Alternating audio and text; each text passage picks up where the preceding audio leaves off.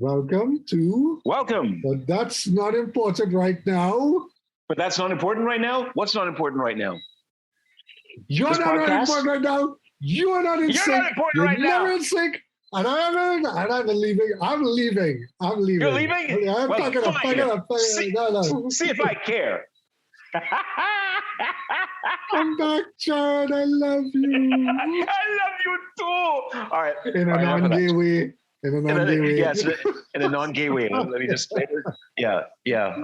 We've been like this. We've been like this for God knows how long. But this is how we interact with each other on a regular basis. So yeah, we shouldn't be too. You shouldn't be too surprised. Well, I wanna just mention thank you for joining us. This is Monday morning. Those of you who are joining us, we record this on a Wednesday night, but it's Monday, so enjoy your Monday. As much as you can. Don't have a dose of the Mondays. Please. Go and listen to 103.5 FM and relax. Yeah, yourself. listen to me. Listen to me on 103.5 FM, 6 to 9 a.m. And and you can listen to some music and me making a complete. You listen to this podcast. After you listen to the podcast. We're gonna put you all in a good mood, and hopefully you all feel less stressed. Because we're gonna talk about our own stress. We are talking about marketing and basically advertising, working in the ad industry. It's a very small niche, if you want to call it niche. Some people say niche. Is it niche or niche? It doesn't really matter. It could be niche. It could be niche. It could even be Nietzsche, as in Friedrich Nietzsche. You know, the German philosopher who spoke about a super. Achtung! Nein! Yeah, that kind of thing. All right. Yeah. All right, Adolf. Okay. All right. So today's show, just to show, we have 500 and something, I think it's 67 listeners. Are you kidding me? Really? No, that's accumulative. There are 500 people who have listened to all our shows. We have 17 regular listeners. 17? I want to shout out to our 17 regular listeners. I hope you guys who are listening could be the 18th, 19th, and 20th. We're looking to get to 20th. When that hits the 20th, I'll make an announcement. But thank you to 17 people who listen to us regularly. Thank you, 17 regular listeners. We love you. We absolutely do. We love you so much. We're doing this, and we don't know if we're just shouting into the void. Maybe there's something out there. Maybe an alien would have listened to us, maybe 2,000 years from now and go, what the fuck? That is highly likely. Kill them all. That is highly likely. We're not exactly, even now, for all the technological know-how, I still don't think we're that advanced a race as yet. And I'm always reminded of what Bill Watterson, the creator of Calvin and Hobbes, what he said once. He said that the surest sign that intelligent life exists elsewhere in the universe is that none of it has tried to contact us, because I think they know. They just know. Absolutely. They know what we're about. So yeah. All right. So we don't want to keep our guests waiting. This episode we're going to be talking about. Okay. The art of still photography and advertising, and how still life. Our guest today, his name is Anthony Scully. I have done work with Anthony off and on over the years. Ultimately, one project, we shot a Pear Jacks bottle together. Exciting! Right. Photography. But the bottle is exciting too. Yeah. We're going to talk a little bit about the art of product photography, but more about how agencies work with photographers. So if you are working in an agency and you are in a creative business, sit down, take a listen, and you could totally disagree with everything that we say and say, Ian and Jared and Anthony, you're all talking rubbish. This is what it is. You're doing nothing. Hey, no problem. Send us that's cool. We can live with that. We can live with that. Tweet us, tell us. The other thing is Anthony, I think, I will confirm when he comes on, is that he did go to school with both of us at the college. The college? Fatima College. The college. Really? The college? The best college in the country. That's called So in I'll the Western confirm world. that. I'm not too sure. Yeah. Because Anthony did not do his homework. So let me bring on Anthony, and then we could start the show properly. I don't think we have anything. Usually we kind of don't talk. We usually talk about a lot of other stuff before, but I just want to get into the meat of today because we have some stuff to talk about today, and I don't want to keep the guy waiting. So I don't know if there's anything that you've come across this week that you. No, I mean we were you know it's ironic that last week we were talking about particular Diwali ads and there was this ad in Guyana from Guyana, KFC Guyana came up with an ad, and what they did was that they positioned a box of chicken, and what they had was like a row of diyas surrounding the chicken saying Happy Diwali. And I'm thinking to myself, well, they have it all wrong because if the Guyanese were really true to their roots, they would have said Diwali happy. But that's another story for another time. Anyway. But that's not important right now. But that's not important right now. Well, let's see if we can welcome our guest and make him feel at home. Let me bring it in. We do this guerrilla style. We do this in our homes, each respective in our I don't know what Jared's wearing. I don't want to. Frankly, it's I don't want to know. It's a cave, Ian. A cave. You want to know? It's a cave. I don't want to know what you're wearing. I don't want to know. Oh God, it's not in my head. Get it out of my head. So we do this on a guerrilla style. So we're doing this through Zoom. And, Zoom. And anybody who wants to know, welcome, Anthony. Thank you for joining us. Yeah. Hi, Anthony. How are you? Thanks for having me. Great. Hey. Great to have you here with us. Good to hear from you, Anthony. Long time. It's been a while. Yeah. So Jared and I were just kind of warming up a little bit. Sorry to have kept you waiting. But you did not do your homework, Anthony.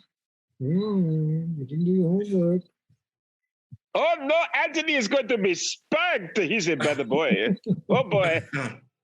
No trouble. So I wanted to introduce you, Anthony, but I don't know how anything to introduce you with. So you're going to have to introduce yourself. So take it away, Anthony. All right, I'm Anthony Scully. I'm a photographer. I work under the name of Scully Photography. I've been involved in photography for 12 or 13 years now. I work in a small island, so I work in a number of different types of photography: commercial, some corporate, some editorial, some fashion, some product, as well as some personal portraits and the occasional wedding, if I'm asked nicely. I love photography. I love to create, and a big part of what I do is working with ad agencies on commercial and corporate projects. Thanks for having me here. I think it's a really great thing that you guys are doing. Good, cool. You saw a need, and I think you're executing to fill that need quite well.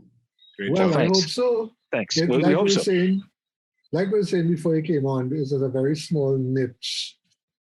So we have a listenership, but we want to grow it. But what I like to do, well, before we get into why we're here, Anthony, you went Fatima, right?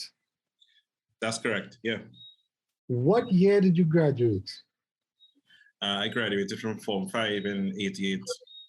In 93, sorry. I started in 93. 93, okay. I got it. Right. So you would have, okay. So that you and I were probably a little bit of contemporaries. I honestly don't remember you. I'm sorry. I apologize. And that is why, but then again, I was, we were old. Ian was a year ahead of me.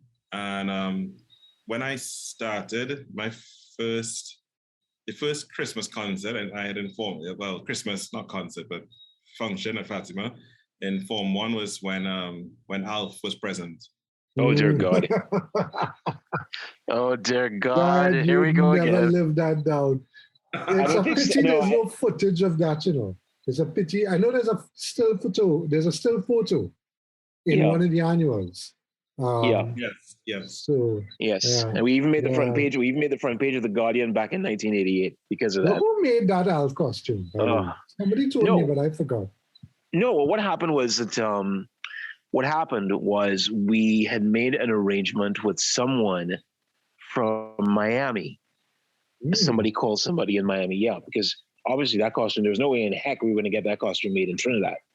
So to get the costume ready made, because no, seriously, if we were going to have an Alf costume in Trinidad, and this is no disrespect to the local, costume designers or anything like that, but to make it on the fly like that and come up with a costume at such short notice, that would have been disastrous. So we got a costume from Miami, and it was like 3 days, and Ryan Garcia ended up as Alf at Queen. We did this at Queen's Hall back in 1988. Yeah, a guy by the name of Anthony De Silva played Willie Tanner, and I ended up doing the voice for Alf. And this was like, I did this from backstage. So yeah, that's how it all, I wrote the script. Anthony and I wrote the script, and and that was it. You were in upper six then or in lower six? I was. Good question. No, I was in upper six. Yeah, I remember that. Yeah. I was in upper six. Such a graduate from in '89. Yeah, which seems like eons ago now. That is years ago. Well, three old men. We got three old men. Old men with geritol and raisin bread. Wrinkly sausage fest. And when so I was Anthony, yes, all right, Anthony. John. All right. So sorry. Anthony, tell us a little bit about one of the things that you've done recently that you're really, really proud of, and you think that you'd like to relate. So I think one of the things we like to do is we like to talk about the creativity that people bring. So it doesn't have to be agency work. Anything that you've done recently that you could say, wow, this thing didn't think it was going to come out good, but it came out fantastic. Is there anything that you can recall in the recent times that you could say, holy crap, I love this?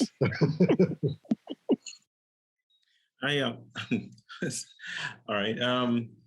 Well, given the 2 years thereabout almost that we've just had, haven't been creating as much as I would have liked to, but I did recently just within the last couple of months shoot an image bank, huge bank of images for a regional financial institution, and I set a goal for myself to shoot it entirely with speed lights, which is just small portable lights, keep it run and gun, and I managed to pull that off.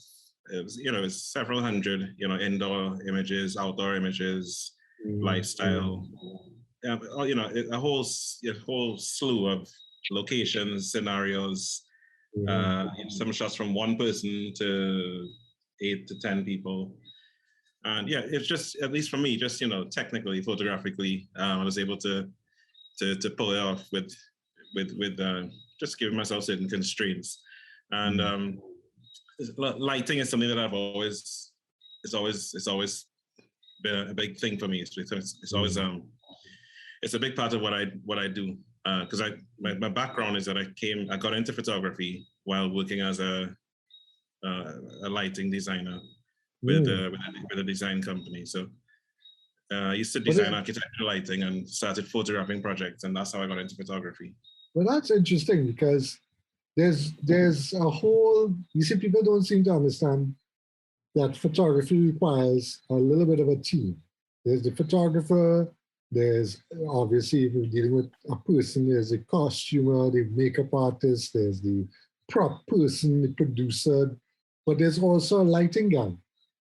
And people associate that with video.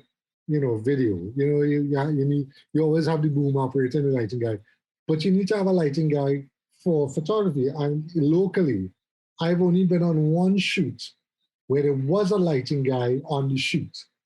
And that was a first to me because all the photographers I've worked with did their own lighting. Right. Because it's easier. B, because it's cheaper, and C, because it's cheaper. The agency is not, you go to, even in the back in those days, I'm talking 10, 15 years ago, an agency will not pay a photographer for a separate lighting. You can't itemize separate lighting director. I don't think I ever saw anybody quote that on a quote that they had to bring it. They would say, no, you're not paying for that. You do it yourself. You know, you don't need that. And I think looking back, that was one of the, because when I got into the agency business at the turn of the millennium, those kind of things had started to go out of mode, you see? So you went from the big photography productions that you see in, what you see in Lost in Translation, that scene with Bill Murray. what's his name, with Bill Murray doing the glass thing. You see all these Japanese guys around, and there are all these people, and one of them obviously is a lighting person to get the lights right and whatever. You don't see that anymore. At least when I started doing photography in the photography world, you didn't see a lot of that here. I know they still did it abroad, but now abroad, I don't even think they're doing it a lot abroad either. You know, in the still photography space, I think the photographer is just doing it all himself. It does exist abroad. You know, I suppose at different levels. On commercial and photography and fashion, shoots. Very often you would have a lighting consultant or lighting director. I've done it. I've done it a number of times down here for some of the local photographers, where they want the particular style of lighting, and they don't want, they're already burdened with the shooting, tethering, the creative, compositional elements and everything, and they just want to shed the load of lighting. And yes, I would light it, and while they're shooting, if there's any adjustments to make, I would adjust them. And as you said, it's probably not a line item. Yeah, it's interesting though that it's not really seen as, I wouldn't use the word important. It is damn important, don't get me wrong. But because last week's episode, we talked about dark and light, and that's how we got to this point of saying, hey, let's call a photographer on and talking to a photographer.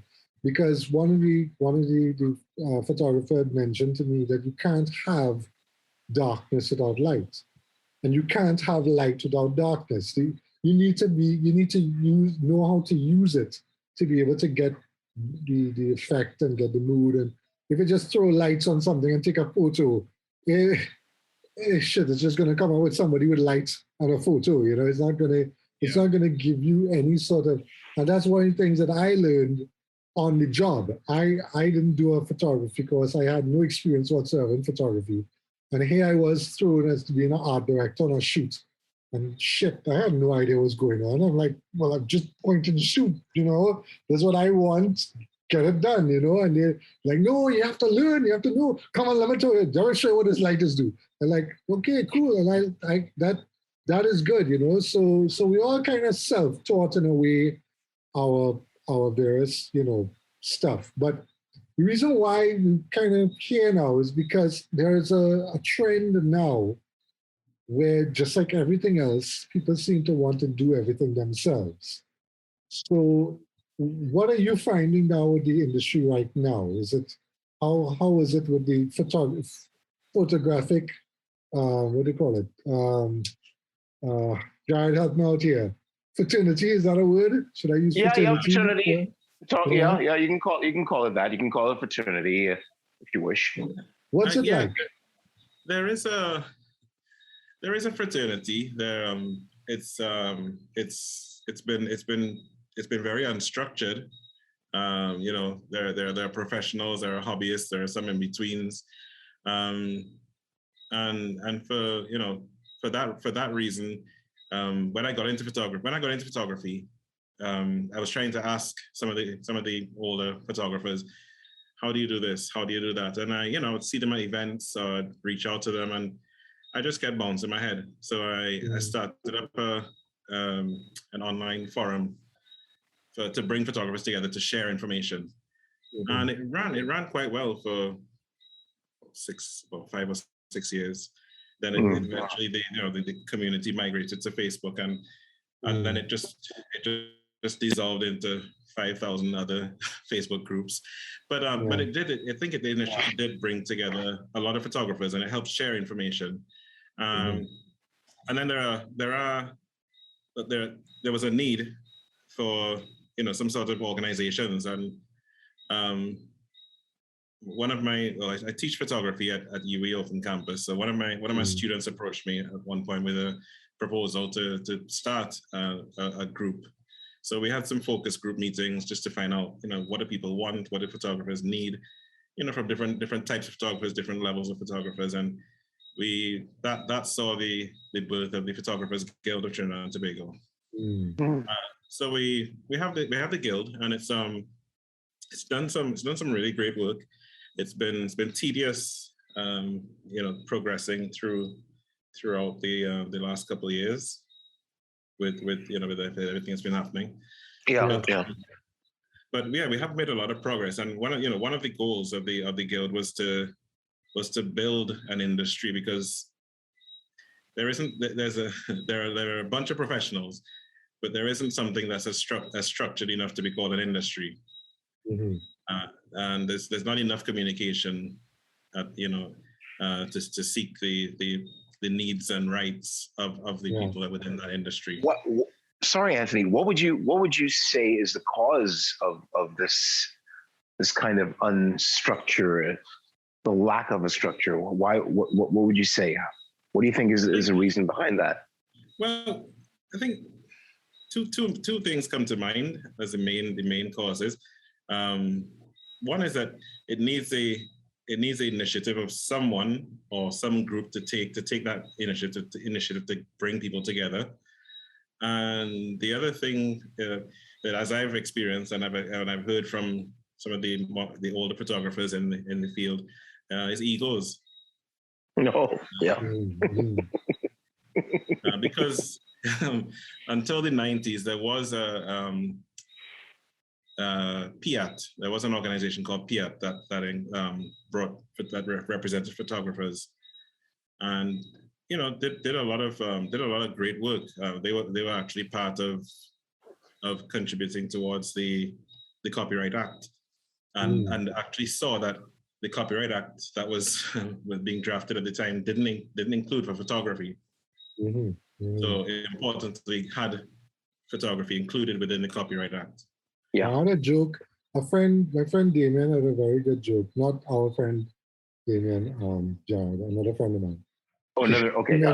He mentioned to me in the 90s when he said, "Cot only care about music." I was like, that's very generic and general to be making that kind of broad general statement. But he kind of was right at that time, that Cot was only cared about. Only cared about soca music, calypso. If that was being exactly. But I mean, we had a discussion with Beaver about Cot on a previous episode. You could go and take a listen to that. But coming back to photography, yes, I mean, I remember, it was Bertrand de Pisa. I don't know if you've ever worked with Bertrand. Bertrand and I worked very closely together at the agency, doing food photography, and Bertrand's a great guy and taught me a lot about macro photography, micro, getting in there and getting into the details, and we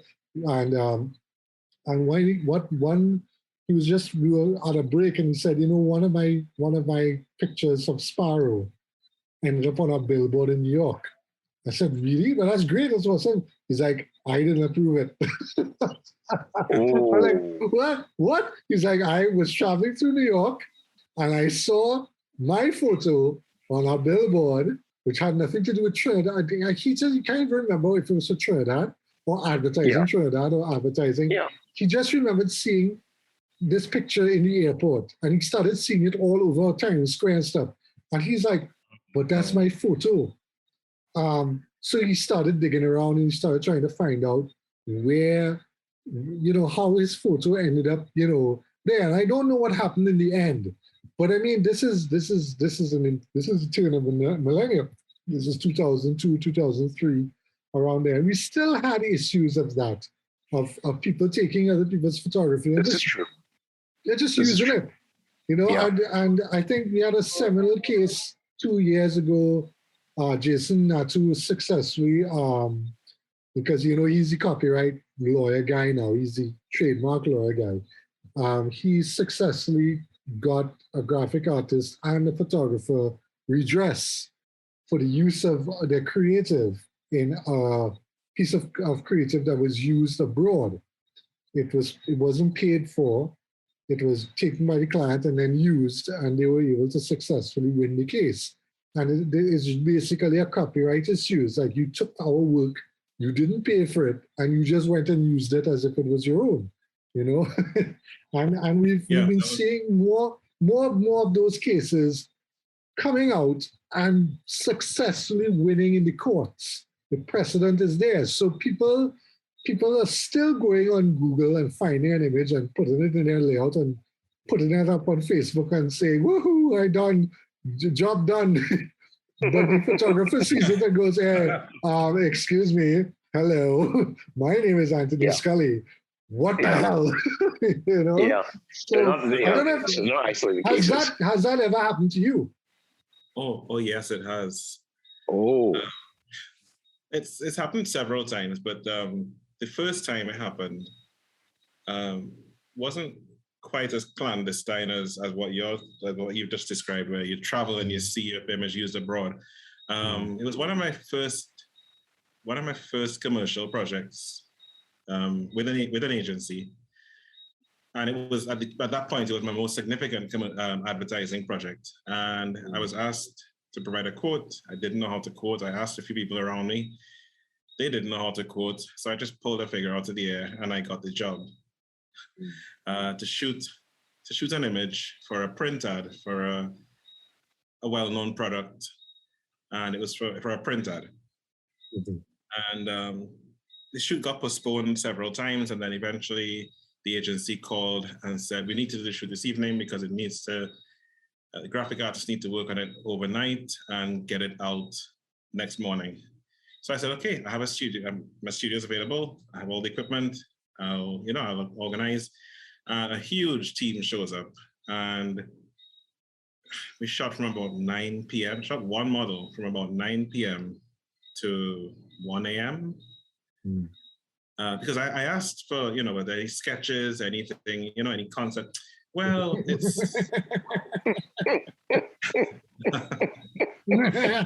sorry. Sorry. Go on. Well, you're having flashbacks again. It's a vibe. It's a this. It's a that. But no, nothing visual. So at that point, that was my first experience with what I now realize is you just keep shooting. We know what we don't want, and when we see what we want, we'll let you know. Nodding in agreement here. Bouncing my head up and down, nodding like a headbanger's ball. That's rather arbitrary. So that's advertising. I shot it, and said, okay, well, I'll upload the images. I'll upload the proofs, and you let me know which one you want, and I'll send that raw file to you if you need a raw or a high-res JPEG. They said, well, no, this is really tight deadline. We need one of your memory cards. So I gave them my memory cards with, 1,500 raws on them. And they said, thanks. And I got paid. And I didn't see the press ad. And then about 10 days later, I started seeing billboards with one of the images all around. So I was a little confusing because I was new, but I wasn't completely stupid. And I called the agency and said, well, the billboards look great, but this is supposed to be a print ad. They said, well, yeah, but the billboard is printed.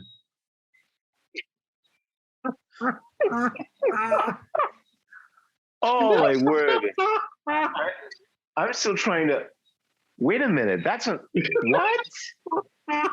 Okay, I'm still trying to wrap that around my head. That is just. No, I am not shocked or surprised in the least.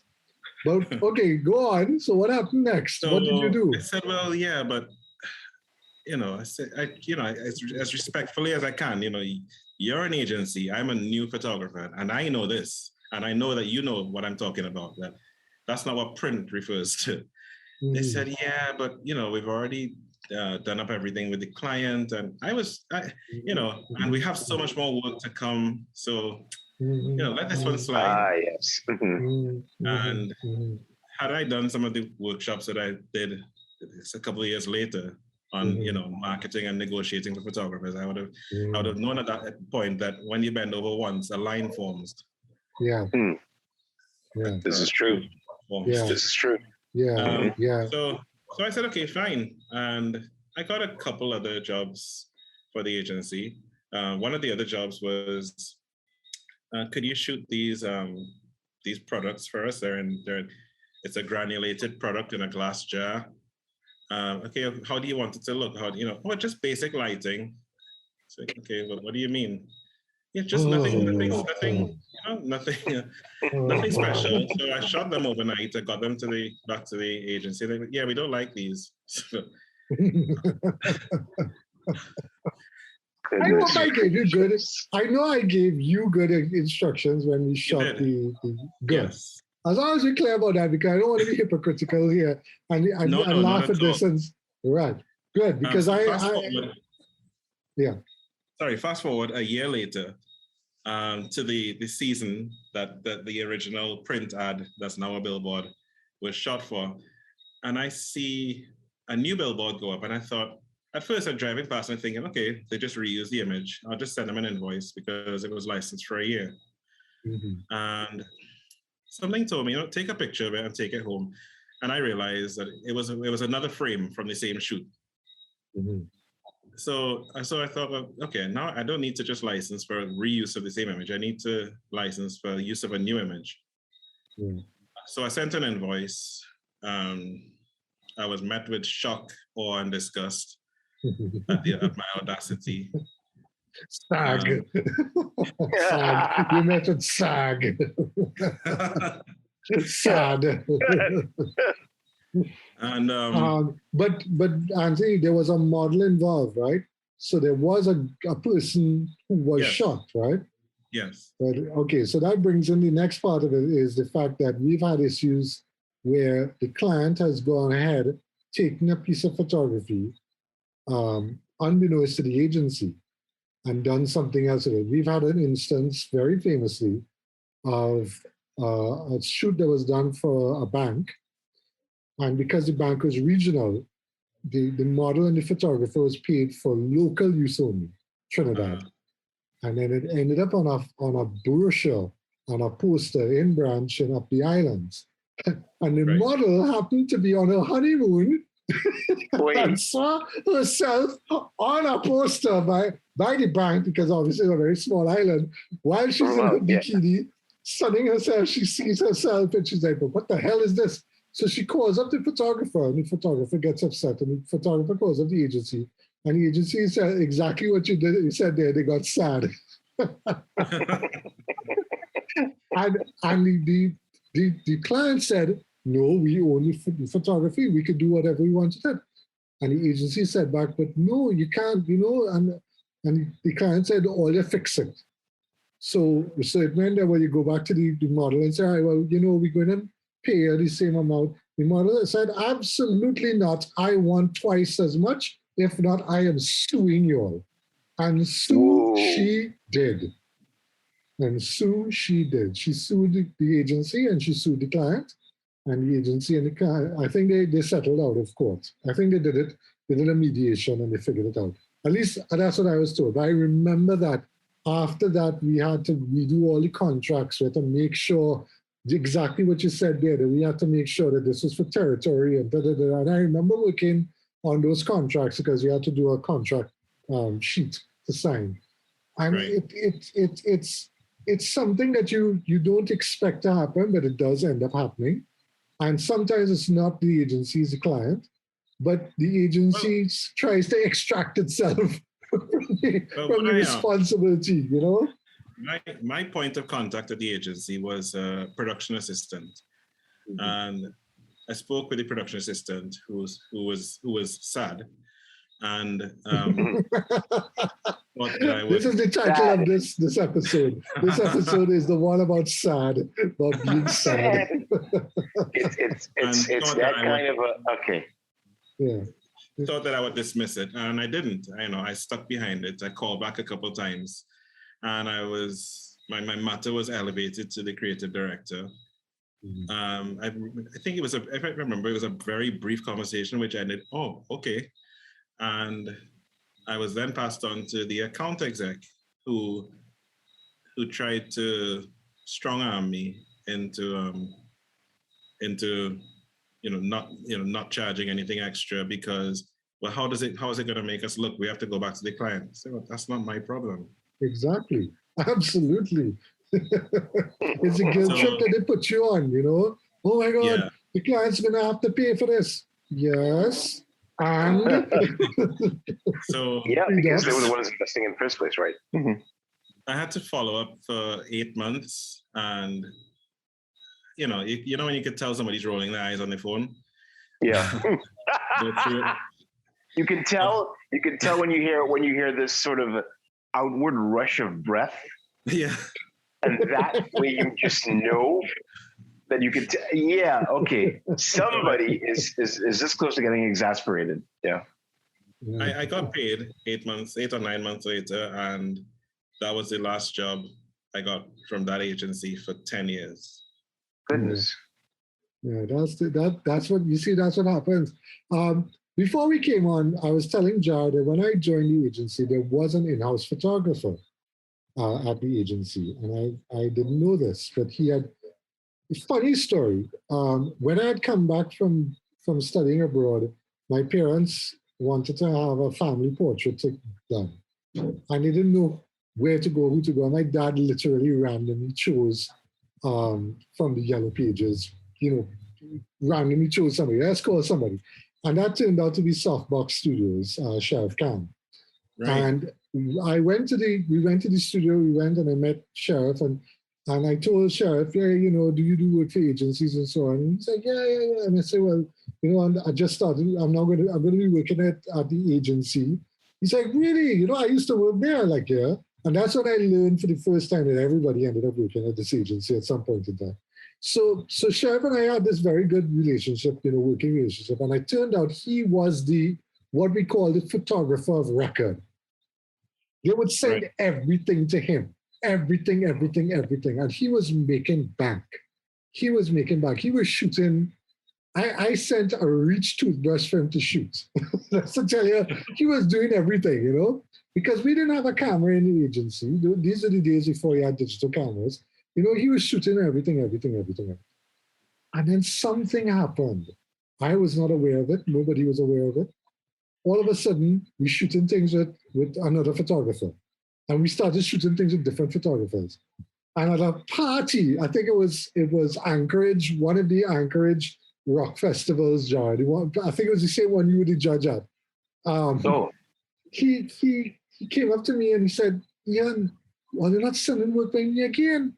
I don't know. I mean, I'm just a little lowly graphic artist at this point, and I'm pretty drunk at this point. I'm like, I don't know. And he's like, all this sudden work by this one, and all this sudden work by that one, and all it is, and he was real cussing me off a thing, and I'm like, okay, I'm sorry, but I don't know what to tell you. And then I went back I think it was during Monday or whatever, and I went to the person in question who was organizing where the work's supposed to go to. I said, we're not sending to my chef. He's like, how are you saying anything about that man? I'm like, okay. And that was the end of that. And to this day, I still don't know what happened. I honestly don't know what happened. But that is the thing. And the thing is that things happened. The thing about Bertrand was shooting food photography for another agency for this client. And he kind of came with the client. And we didn't want... The client said we only want to work with him, and internally we're like, we don't know, we don't do work with this guy. We work with this other guy. We're going to use this other guy, and the client made it such a big stink about how this photographer, we don't like how this photographer's work and blah, blah, blah. And he was a little acerbic, if you want to use that term. So we ended up doing all our work with Bertrand only because of the client's request. You see? And it didn't matter to me who the photographer was. I'm just the art director and I'm working. And I learned a lot about food photography. And one of the interesting things is a story, Jared, you know this, I think I told you the story, is that there was a very, very famous, okay, so those of you who are listening who are outside of this country and have no idea what we're talking about, we have a dish for Christmas called a pastel. And the pastel is made out of, Jared, you can explain, what's a pastel? Yes, okay, Define a pastel. Okay, well, really, a pastel is just, it consists of cornmeal, and the filling can be whatever, meat of your choice, whether it's pork or chicken or beef. In some cases, it could be a vegetarian pastel, and you can have little things in it like horror of horrors, raisins or olives, whatever you choose, whatever you want to have as a filling. And when you're making it, the end product is wrapped up in banana leaves, or as we say in Trinidad, it's fig leaves. So we use that, right? So you have that, and when you boil it in water, you just remove it, and you see the pastel there, hot and steamy, and just waiting to be eaten and enjoyed. Yeah, that's pretty much it, basically. Right, but it's traditionally a Christmas gift. A dish. It's a culinary gift, if you wish. Right. So what had happened was they had shot this pastel on a plate, cut open, with chutney on the side of it. Don't ask me why they put chutney on the side of this pastel. Chow chow? Anyway, that's another story. No, it wasn't chow chow. I think they wanted it to be chow chow, but it looked... Anyway, point is, it was on this kind of transparent star-shaped plate that came on what was the big size transparency? I think it was the 8x10.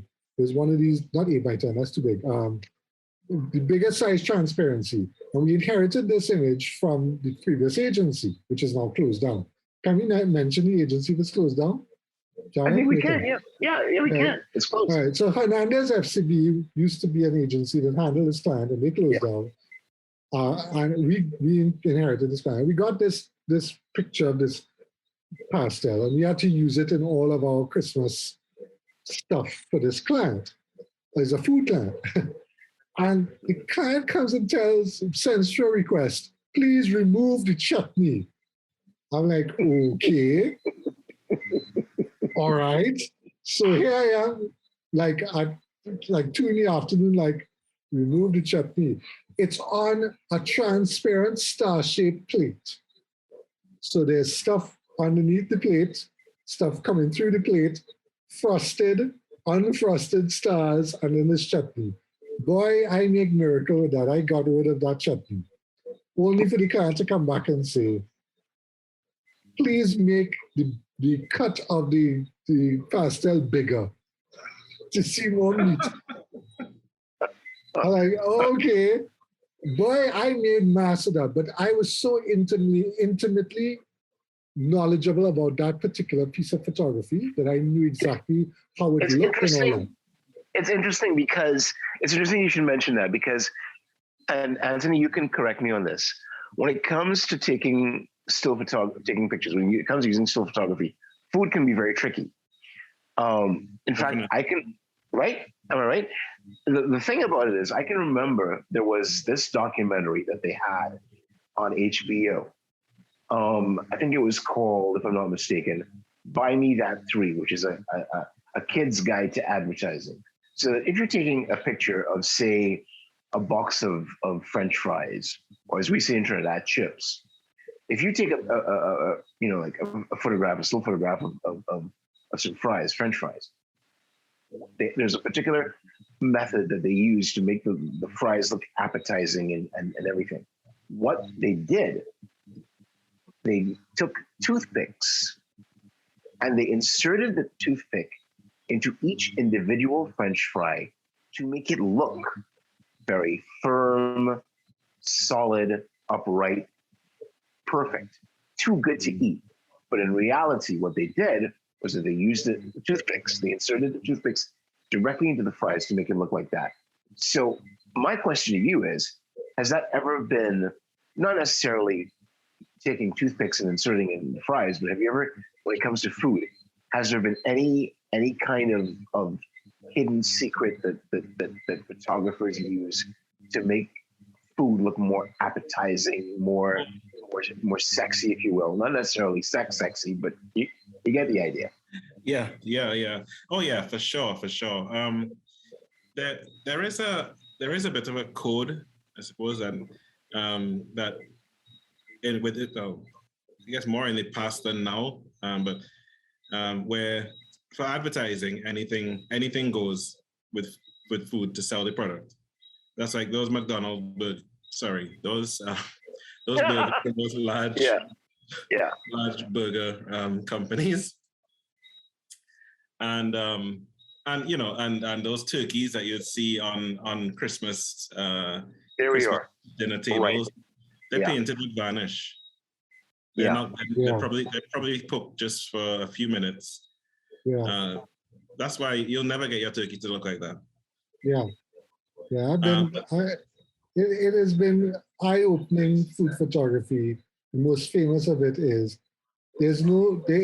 ice cream doesn't exist. It's actually food coloring and potato. And mashed potato.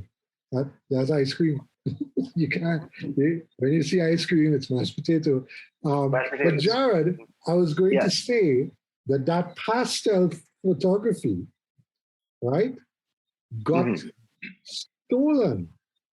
It's all over Trinidad. When somebody wants to advertise on Facebook that they're selling pastels out of their home, guess which photo of pastel is used to advertise it? Oh, you've got to be kidding me.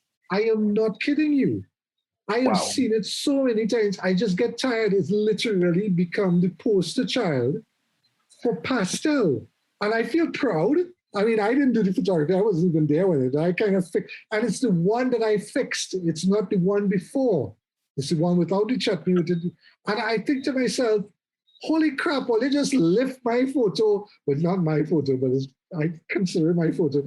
I'd start using it to sell you in pastel. I think a couple of times I went on certain pages, like in groups or whatever, and I started saying, this is a picture owned by this company. You can't be using. And I get laughed at. And then, this is a joke for Anthony, which is what I'm coming to now, is that whenever you see somebody taking a photo of food and saying, I just make nice food, and it turned out to be somebody else's food that they took, I just laugh. I laugh. I'm like, oh my gosh, it is so rampant. People's taking food photography that a photographer sat down for a couple of hours and made to make it look like that.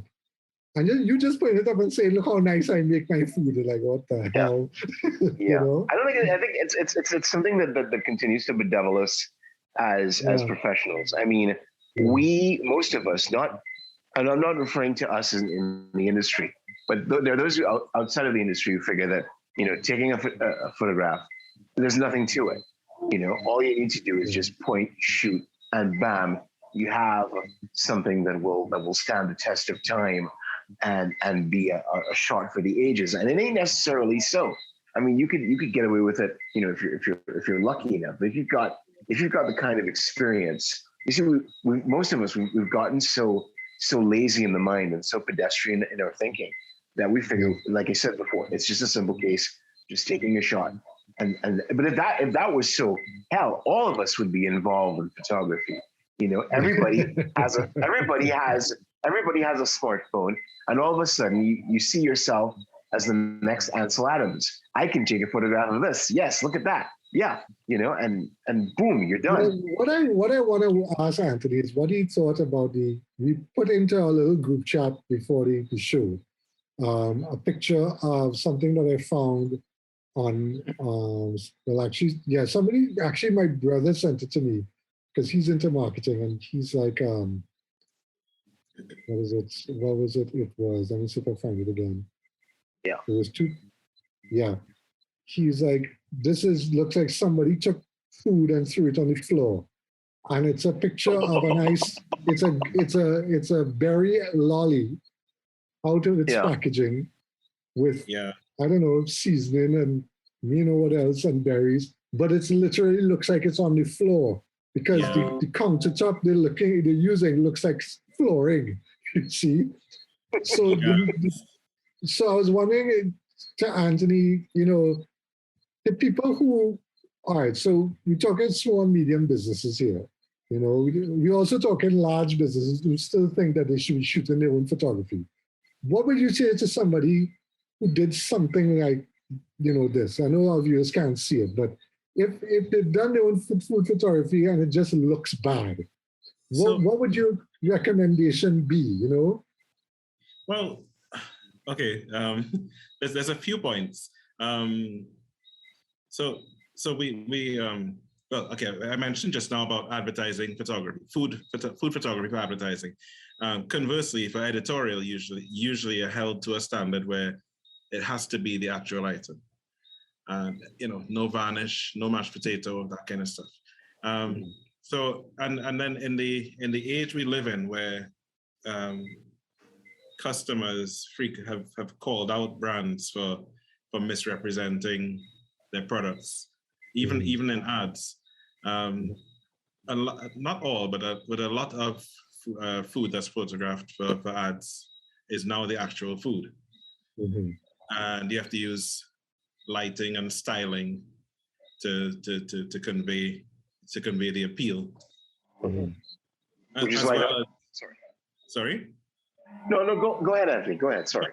As well as, you know, looking for some real hero items to shoot. But then, yeah, we live in an age where everybody has a 1 or 2 or 3 cameras at their disposal, and images are created every, you know, thousands of images are created every second, and it's something that I try to teach my students when I'm teaching like an entry-level photography class, is that, you know, there are photos, but you have to know what good is if you're going to be a photographer. You know, and there are certain things that appeal to us as human beings, and I mean, yeah, you're not director, you would, you know, and there's certain things that don't, and lollies on the floor, it's not gonna. It's the idea that I could just take this and shoot it ourselves, because somebody sent me a TikTok video of how to shoot your swimwear like it's next to a pool. I'm thinking to myself, okay, that's cool, but that's just basic what a photographer would do. It's nothing new. You know, it sounds exciting that, you know, it's okay, cool. You know, this is just propping. You have to learn how to prop. You have to learn how things work together. But this brings me now to, you know, the idea that a photographer years and years ago started a flame war on Facebook. This is in the 80s, where he said, you don't need to learn photography. You could just switch the camera to this and it does everything for you. And I think Mr. Mark Lindsay took umbrage at that and said, no, that's wrong. That's not no, but what he is trying to say, what this photographer is trying to say, and I've been told that he is pretty good, is that, you know, the technology has reached a stage now and is advancing, and we always talk about this on the podcast, that where we're going into the future is that a lot of things, the computer is going to take over in a lot of things. So you could shoot lollies on the floor and then, you know, somehow get the AI to make it look better, you see? I'm not saying that would be that is what's going to happen, but we are reaching a stage now where it's a lot easier to achieve, a lot faster to achieve the look that you want, knowing what you want, first of all, because you have the eye, you have the experience, you know what you want. It's getting what you want from the technology to give it to you. So yes, I could switch it to this and point and shoot and it'll look good. But that's because I know what good looks like. You see, you see that's the difference. So you know, it's a part of being what's the word? The expert, and being paid to be the expert. You see, That you're not paying me to just point and shoot. You're paying me for my expertise, which is what we always talk about on this podcast. That agencies, individuals, whoever, you hire any one of us, and Tracy said it in two episodes ago. You're not hiring a secretary. You're hiring somebody who is going to come to you with. So this, for example, this Lolly brand comes to you, Anthony, and says, "Look, our food photography sucks. Help me." And Auntie says, "You know what you need to do? You need to shoot this in a freezer and get the thing, what you call it, the vapor coming off of it so it looks cold and refreshing. You got to get an idea." And again, people will be like, "Holy shit, they didn't think about that." Obviously not. Because I tell my clients this, your job is to get the product done. Make it. Like what Anthony said in the beginning. Your job is to shoot it. My job is to do the lights. Know what your job is, you see? So I don't know if you agree with that or disagree with that, Anthony. Entirely. It's some, like, even working with agencies, there's different agencies, there's different art directors, different creative directors. They have different ways, and different projects, I guess, have different needs. Sometimes I get called upon to shoot for an agency, and they want something that's 90% of the mock-up. Just basically recreate this, make this happen. Other times, even up to this weekend, I was shooting stills for a campaign on a TVC set, and I was just free to find my own angles, find my own shots, just light it, shoot it as I want. I was given complete creative reign over what I delivered for the client because I have a relationship with the client. So, it differs from project to project. I do enjoy the challenge, the added challenge of being able to put my creative perspective onto it. Some years ago, I did shot an editorial for a magazine, and I was just given a story. There's this guy. He got this really, really expensive racing bike. A bicycle, but a very expensive bike. When you order the bike, they ship you off to a foreign land, and they put you on these machines, and they analyze your body, how your body outputs power, and they design the frame to match your body. And so I had, fortunate for me, the shoot was postponed several times, and I had a lot of time to think it through, and I came up with a way to put that analyzing motion into a still image. And so much so that even a foreign magazine did a feature on the shoot, because I've seen video videographers working, and I actually use a slider that's used in video. I use continuous lighting. I use some strobes. I use a combination of things to capture motion in a still frame. But the image then told the story. I love when I have the opportunity to put that bit of myself into a project. Absolutely. I mean, and it works. It comes out best for everybody involved. It works well, and everybody's happy. People get, and there always a surprise. You get surprised. Oh my God, this looks good, and this, The last thing I wanted to talk about before we end this session is the constant use of stock. I don't want to go into too much detail with it, but one of the other things we talked about in the group chat is, misrepresentation in a brand by just taking stock photography and use it. Now, I am of two minds when it comes to stock photography. Stock photography is good for solving certain problems. So you don't have the budget to shoot something. You need to show somebody diving off a cliff, into an ocean or something. You don't have the budget to go on location and shoot that. You might be able to get away with it in studio. So stock photography could solve that. You could get your content for your blogs and so on. You could get from these free places like Unsplash and so on.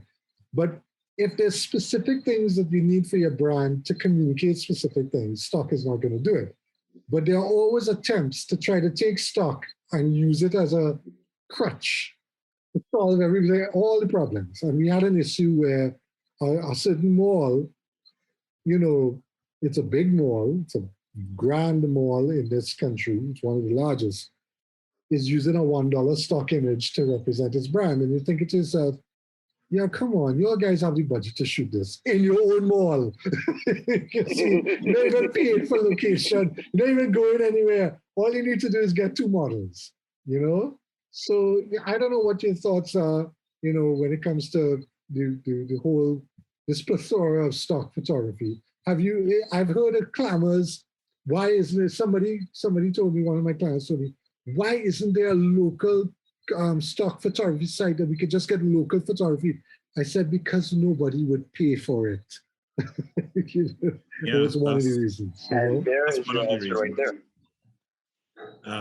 So, to my knowledge, years ago there was a local stock photography site, and There've been many. existed for, There've been about 3 or 4 of them, yeah, for sure. and then there was one fairly substantial site, and then there've been several that I've actually contributed to, and they've never got off the ground entirely, because you know, there's the cost that the photographers want. There's the cut that the site, the distributor would want, and then there's significant cost and effort that goes into keywording, posting, and everything else, and monitoring and policing and everything else. You know, the use of the images. That And the model rights. The model rights are also one of the things was we had an issue in the agency where we took a picture of a Caribbean girl in a carnival costume and put her in an ad, and it's one of these free photography sites. It's not royalty free. You don't pay. It's one of these free sites, and in those days, it's one of these early sites, and it said model release in perpetuity or whatever they usually use a legal term. And the woman saw it. She lives in New York. She said she came down for Trinidad for carnival, and somebody photographed her. A guy in the States photographed her while she was here, and put it up on this site, and didn't get her permission, and she sued the agency, of course. So there's always this case in local stock sites where you have to get model release. You see, and that's also a challenge. Because a model is going to ask for money. They're going to ask for money. You're going to say, yeah, I want money to be every time this appears, I need to be paid for it. You know. Yeah. It's one thing. It's one thing when it comes to taking pictures of taking shoots of models and stuff like that. But I remember there was this instance. I think this was back in the probably back in the 80s when an esteemed photographer was trying to take a picture of a toddler. And as anyone knows very well, taking pictures of toddlers can be quite challenging at best and problematic at worst.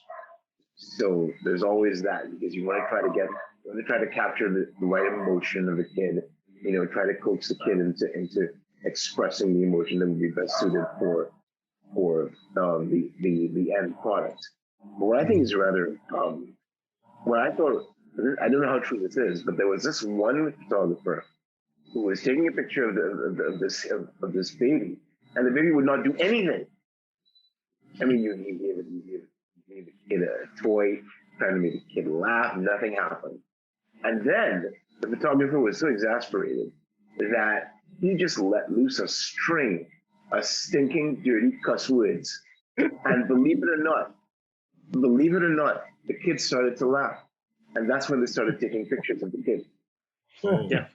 True story. Yeah, working with kids as a photography setting, art setting. One of my first job at the agency, they brought 2 kids to shoot for a sign. It was actually, the sign was out for a long, long time, over 10 years. 2 kids on a sign for a bread company. And the child comes and just sits in front of the photographer, and he opens his mouth and he has no teeth. and the photographer looks at me, he's like, where's the guy? Where's the child teeth? I'm like, probably in his stomach. I don't know. So I had to take the teeth from the other girl and put it in the boy's mouth. That was So a you fun see, project. yeah, you had to do it. You had to do some dentistry as well. Yeah. Yeah. But to come back to stock photography, to come back to the point just before you wrap up. So Anthony, what are your thoughts moving forward now with this stock photography thing? I mean, how's it been competing with that? Has it been hard? Have you been able to still get work even though people have been using more and more stock photography? What's the situation? So it's inevitable. Stock photography is here to stay. I think what I would consider the new style of stock photography is the free stuff. That I see as a bit of an issue, but yeah, it is what it is, and it's not going anywhere. So you have to be able to work with it and around it as necessary. Clients, clients, businesses have gone through an unprecedented time. Their budgets are shot to nothing, and some of them are going to use stock images. It's as that example you gave, it's sometimes not the best thing to do. Especially when you're going to it can be easily called out. But it's there. And what I've noticed is I've had a number of medium and large clients come to me saying that, we tried using some stock images, but the people don't look like Trinis. That's what I was not going to say. The whole idea of the diversity situation, they don't look like us. Well, yeah, shit, no. They're not us. And one of the jokes was used to put into the search field in the stock photography site, African male or African American male at a bar on the beach or something, and you'd inevitably get two Caucasian people being served by an African American male on the beach, and you'll be like, "Oh my God, we can't use this. This is." No. So yeah, it. But my thing is that there comes a certain point, at least in the Facebook advertising sphere. We have had this discussion before, where we sat down in a meeting where the guy said, it doesn't matter what the subject matter is, as long as the people like it. And you could put a Caucasian woman with blonde hair with a key outside of a car, and put another ad with an African American girl, what I call African American, whatever the word is, with a key in front of the same car, and post it or advertise it to the general public, and you'd see which one gets the most clicks. And then almost inevitably it's the blonde girl with the blonde hair. And you're like, well, why?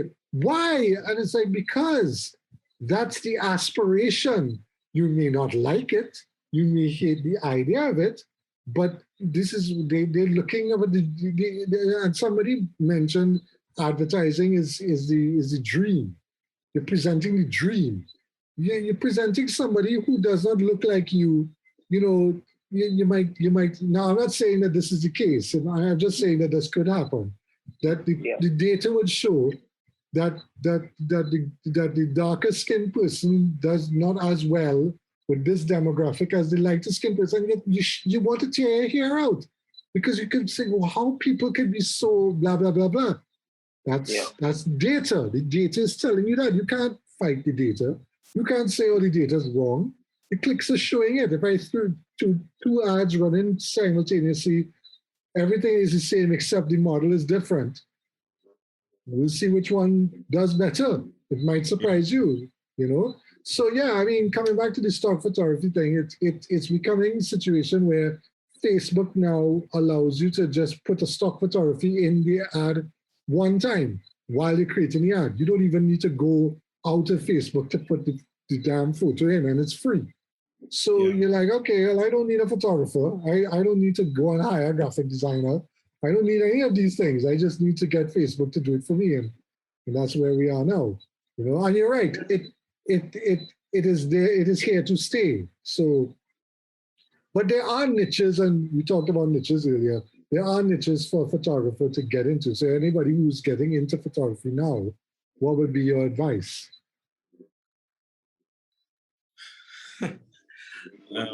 I was asked this question a few weeks ago by somebody who just made a decision to dive into photography as a career. I would recommend, you know, don't quit your job today if you've just started photography. I would advise a significant overlap. I learned that the hard way. I took up photography. I did some courses while I had a job with a design firm, and quit my job. Started a studio with in a partnership, and I probably should have waited another year. Because that first year, the first 2-3 years were, you know, they were rough. You know, you think you're good, and your friends tell you you're good, and you get loads of likes on Facebook, and they don't pay the rent. Yeah, well, I keep telling clients, likes and shares don't pay the bills. No. They don't pay the bills. So yeah, I would and try to network, try to second shoot, just try to assist on shoots with working photographers, and get a hang for what it's all about, and make some relationships with people so you can ask about pricing, ask about anything, but to get good information, not just not speculation. And then there are a couple of organizations around, and they can help point you in the right direction. The guild is formed to educate, and to educate not just photographers, but also to educate the clients about what photography is, what it should be, and what you should expect from a photographer professionally. So it's on Facebook. The group is on Facebook. What's it called? It's called the Photographers Guild of Trinidad and Tobago. Right. So yeah, you guys could go ahead, and whoever's listening, jump on that. We also trying to start a graphic. Well, I wouldn't call it a graphic designers guild. I call it a creative guild. So it's kind of encompassing a little bit of everything, but mostly I like to get more writers involved. Jared is part of the group. Problem is what you said earlier. It's difficult to get these things off the ground if people aren't passionate about putting in the work to do it. So it's kind of things that and I'm still in Facebook jail, so I won't be commenting on any groups for a little while. But this has been very, very good. I think we've gone really longer than usual, but I think we've had a very, very productive session. That's what I thought, because Anthony, you brought a lot of stuff to the table here, which is great. Thank you very much for coming. I think what we do now is kind of end with a definition. Jared, what's our definition for today? Okay. What are we defining? Are we defining sad? Should we define sad? Well, if we are defining sad. Should we define fine? Fine is fucked up, insecure, neurotic, and emotional. So it's sad and fine. Well, I think we should leave that up to our guest to define it. Maybe he, because seeing that he knows so much more about it than I do. What, sad? Than being sad? Yes. Yeah. No, I mean in terms of in relation to the photography aspect of what we were discussing, I think. Or better yet, if you want to come up with the definition, what exactly is advertising? What is photography and advertising? How about that? I don't know, Anthony. What is photography and advertising? Photography is it would be the practice that provides the visual assets to sell the dream. But That's not important right now. important right now. Thank you, people, for listening. Please join us again next week. We always post this on a Monday, every Monday. We also post last week's episode on the Wednesday morning. So go on our YouTube channel, but that's not important right now. You could follow us on Instagram and on Twitter. Anthony, do you have a page on Facebook? Do you have an Instagram page that they could follow? Yeah, I have a Facebook page. It's Scully Photography. My Instagram is Scully Photo, and my website is anthonyscully.com. Right. So please go and check him out. Hire him. He's a good guy. He's awesome. He does it, and he's completely. You don't even need to meet with him face to face. You could call him and say, Anthony, I need to photograph a bottle of Pierre Jacques. Can you do it, please? And Anthony's like, no problem. Can you report with and everything? Yeah. Great. Jared, thanks for coming on. Anthony, thanks for coming on. And, thanks very much for having me.